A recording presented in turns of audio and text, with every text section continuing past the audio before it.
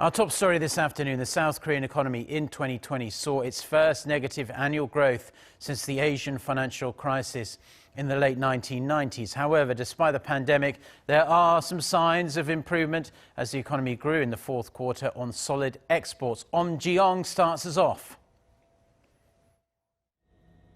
The South Korean economy in 2020 contracted for the first time since the aftermath of the Asian financial crisis more than 2 decades ago. According to the Bank of Korea on Thursday, the country's real GDP in 2020 contracted by 1% on-year, unchanged from the January estimate. This is the lowest figure since 1998, when it posted a negative growth of 5.1%. It is also only the third time in history that the country's economy contracted. It previously shrunk in 1980 during the oil shock and in 1998 amid the Asian financial crisis.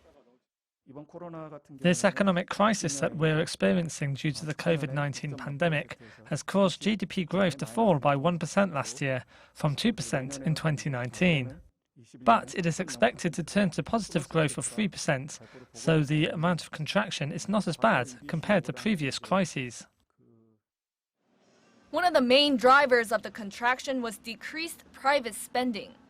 Spending in the service sector, including restaurants and lodging, which require face-to-face interaction, has gone down by about 5% on-year. The country's per capita income also fell by 1.1% in 2020 compared to the previous year. There are signs of improvement, though, as the country's economy in the fourth quarter of 2020 grew by an estimated 1.2% compared to the previous quarter. The central bank said this was largely due to exports increasing by 5.4% on quarter, led by semiconductors and chemical products. Eum Ji-young, Arirang News.